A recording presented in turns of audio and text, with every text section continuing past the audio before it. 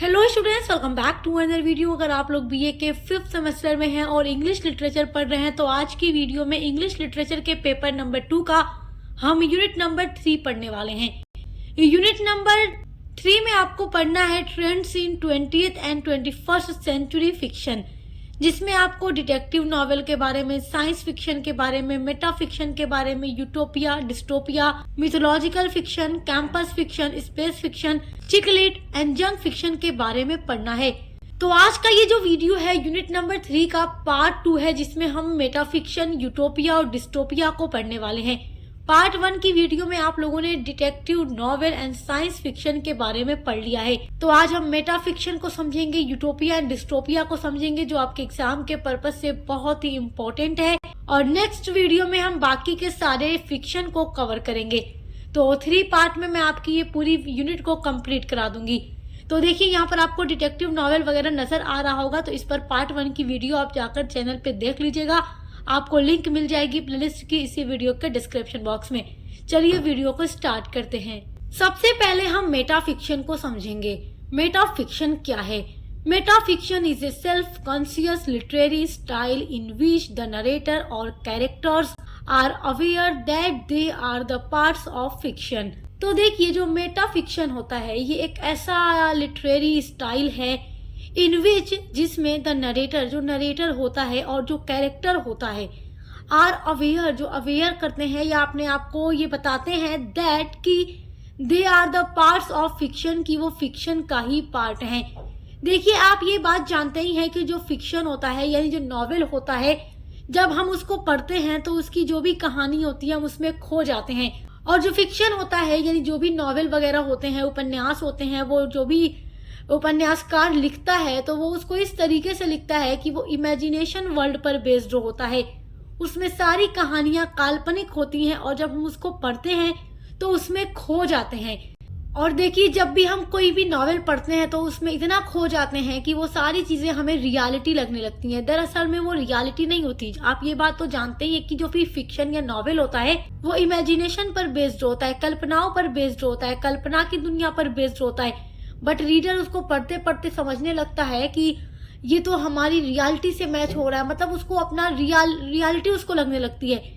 लेकिन देखिए, जो मेटा फिक्शन होता है वो बार बार ये अवेयर करता है, ये बताता है कि जो भी है ये केवल फिक्शन का पार्ट है, ये वास्तविकता नहीं है, सच्चाई नहीं है, केवल ये काल्पनिक दुनिया का हिस्सा है। तो मतलब जब भी कोई उसमें खो जाए तो मेटा फिक्शन उसको अवेयर कराता है कि ये कुछ रियलिटी नहीं है, सच्चाई नहीं है, वास्तविकता से दूर है, ये केवल फिक्शन का ही एक पार्ट है।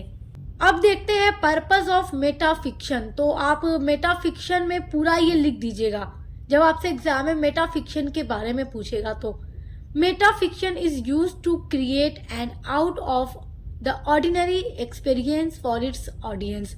मेटा फिक्शन जो होता है इसका यूज किया जाता है क्रिएट करने के लिए, यानी बनाने के लिए, and out of the ordinary experience. जो ऑर्डिनरी एक्सपीरियंस होता है, जो साधारण अनुभव होता है, उसको बनाने के लिए मेटा फिक्शन का यूज किया जाता है।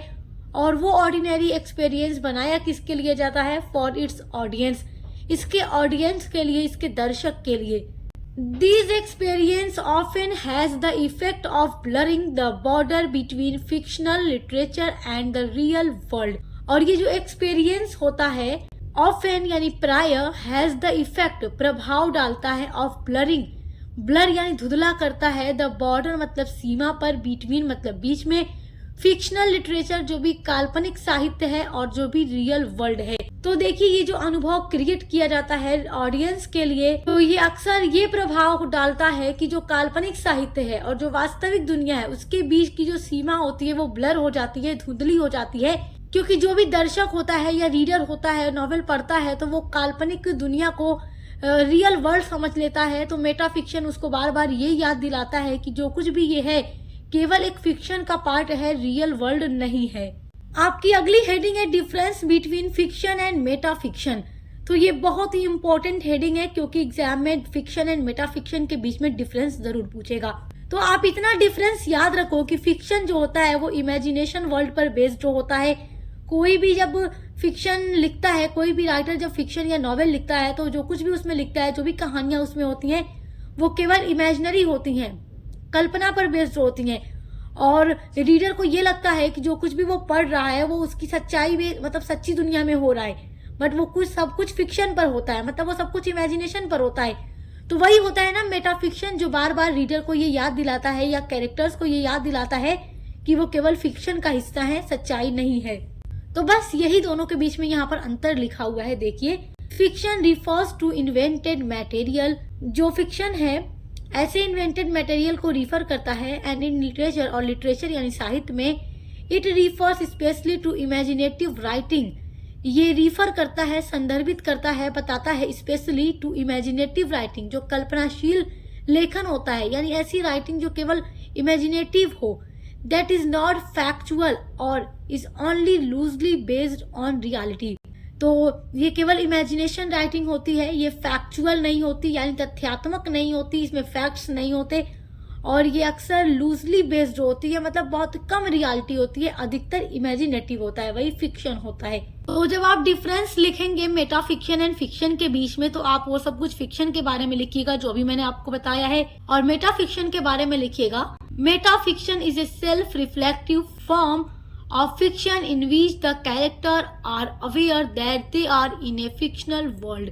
मेटाफिक्शन एक सेल्फ रिफ्लेक्टिव फॉर्म होता है ऑफ फिक्शन, यानी फिक्शन का, यानी नॉवेल का ही एक फॉर्म होता है, इन विच, जिसमें द कैरेक्टर्स, जो भी कैरेक्टर्स होते हैं, पात्र होते हैं, are aware that they are in a fictional world. तो मेटाफिक्शन एक ऐसा फिक्शन होता है जिसमें कैरेक्टर्स को ये पता होता है कि वो केवल एक काल्पनिक दुनिया में है, वो रियलिटी की दुनिया में नहीं है, वो केवल फिक्शनल वर्ल्ड में है। तो मेटाफिक्शन में बार बार ये बातें कैरेक्टर्स को याद दिलाई जाती हैं, यानी उसमें ऐसी टेक्निक का, ऐसे एलिमेंट्स का यूज किया जाता है कि कैरेक्टर्स को बार बार ये बताया जाए कि आप केवल फिक्शनल वर्ल्ड में हैं, ना कि रियल वर्ल्ड में। तो यही डिफरेंस है फिक्शन और मेटाफिक्शन के बीच में। आई होप कि आप समझ गए होंगे। अब नेक्स्ट टॉपिक जो आपका है वो यूटोपिया फिक्शन है, उसके बाद डिस्टोपिया फिक्शन है। तो आइए उसके बारे में भी जान लेते हैं। यहाँ पर मैंने लिखा है मीनिंग ऑफ यूटोपिया फिक्शन। आप केवल यूटोपिया फिक्शन भी डालकर या यूटोपियन फिक्शन डालकर अपने एग्जाम में लिख सकते हैं। तो बहुत आसान तरीके से यहाँ पर समझा दूंगी आपको। देखिए, सबसे पहली बात तो आपको ये समझ आ जानी चाहिए कि यूटोपिया होता क्या है, यूटोपियन फिक्शन कैसा फिक्शन होता है, मतलब ये कैसा नॉवेल होता है। तो देखिए, यूटोपिया का मतलब होता है कि ऐसी जगह, यूटोपिया का मतलब ही है गुड प्लेस, यानी अच्छी जगह, ऐसी जगह जहाँ कोई दुख ना हो, कोई तकलीफ ना हो, कोई परेशानी ना हो, केवल खुशियां ही खुशियां हो, आंसू ना हो, केवल प्यार ही प्यार हो, मतलब सब कुछ वैसा ही हो जैसा इंसान चाहता है। ये मतलब कि दुनिया भर की ना टेंशन हो, ना तो कोई तकलीफ हो, ना परेशानी हो, जैसे इंसान जन्नत की ख्वाहिश रखता है, स्वर्ग होता है, हेवन होता है, पैराडाइज, तो कुछ उस तरीके का जहाँ कोई तकलीफ ना हो, कोई दर्द ना हो, कोई परेशानी ना हो, केवल खुशियां ही खुशियां हो, प्यार ही प्यार हो, और इंसान जो चाहे उसको मिल जाए। तो ऐसी जगह यूटोपिया है, यूटोपिया फिक्शन। तो इस तरीके के भी फिक्शन बहुत ज्यादा लिटरेचर में लिखे गए हैं। Utopian fiction depicts harmonious near perfect societies. तो यूटोपिया फिक्शन जो है डिपिक्ट्स करता है, बताता है हार्मोनियस, हार्मोनियस मतलब होता है सामंजस्यपूर्ण, नियर परफेक्ट सोसाइटीज, यानी कि बहुत ही परफेक्ट सोसाइटी होती है जहाँ किसी चीज की कोई परेशानी नहीं होती, हर एक की जरूरत पूरी होती है, हर एक की ख्वाहिश पूरी होती है, जहाँ ना कोई आंसू रोता है, मतलब ना वहाँ पे कोई रोता है, ना किसी के आंसू गिरते हैं, ना कोई परेशानी होती है, ऐसी सोसाइटी होती है यूटोपिया।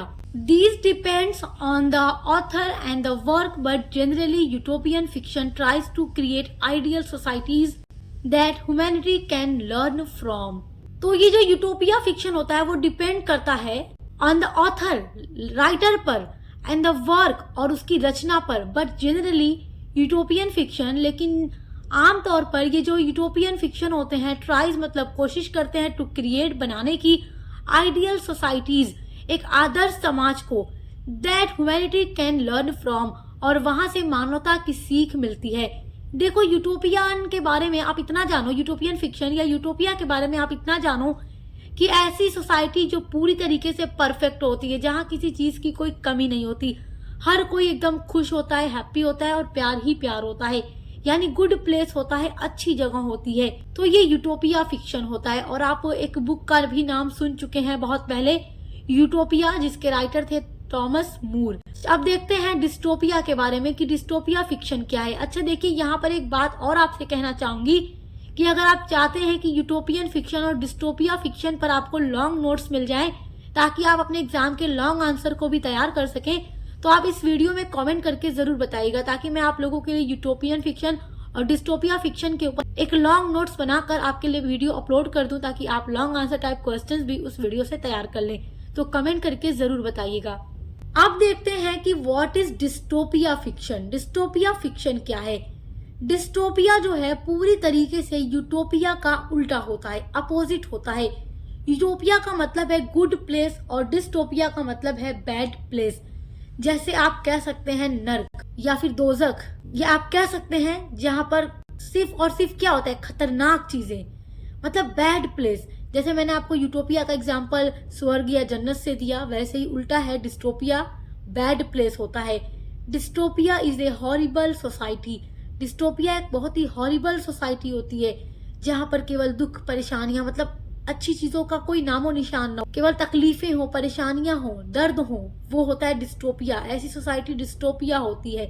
और बहुत सारे राइटर्स ने ऐसे नॉवेल भी लिखे हैं, ऐसे फिक्शन भी लिखे हैं जो डिस्टोपिया पर बेस्ड है। बहुत सारी मूवीज, बहुत सारे नॉवेल लिखे गए यूटोपिया और डिस्टोपिया पर, और मूवीज भी बनी होती है इस तरीके के फिक्शन के ऊपर। Where everything has gone wrong. तो डिस्टोपिया एक ऐसी सोसाइटी होती है जो काफी हॉरिबल, काफी खतरनाक, डेंजर होती है, और वहां पर एवरीथिंग यानी सब कुछ बहुत ही गलत होता है, गोन रॉन्ग, सब कुछ गलत होता है। Whereas utopia means a perfect paradise. जहां यूटोपिया का मतलब है परफेक्ट पैराडाइज यानी एक जन्नत या एक अच्छी जगह, and dystopia mean exactly the opposite. और डिस्टोपिया का मतलब पूरी तरीके से यूटोपिया का अपोजिट होता है, हॉरिबल सोसाइटी होती है जहां पर सब कुछ केवल गलत ही गलत होता है, रॉन्ग ही रॉन्ग होता है। सो आई होप कि आप इस छोटी सी वीडियो के माध्यम से मेटा फिक्शन, यूटोपिया फिक्शन और डिस्टोपिया फिक्शन के बारे में समझ गए होंगे। और मैंने आपसे ये भी कहा है कि यूटोपिया फिक्शन और डिस्टोपिया फिक्शन पर अगर आपको लॉन्ग नोट्स चाहिए तो कमेंट कर दीजिएगा इस वीडियो पर, मैं आप लोगों के लिए लॉन्ग वीडियो अपलोड कर दूंगी लॉन्ग नोट्स बना करके। तो अच्छी लगी वीडियो तो लाइक कमेंट शेयर कीजिएगा, चैनल को सब्सक्राइब करना मत भूलिएगा, बेल आइकन को प्रेस कर लीजिएगा ताकि आने वाली वीडियोस के नोटिफिकेशन आपको मिलते रहे। तो हम मिलते हैं अगली वीडियो के साथ।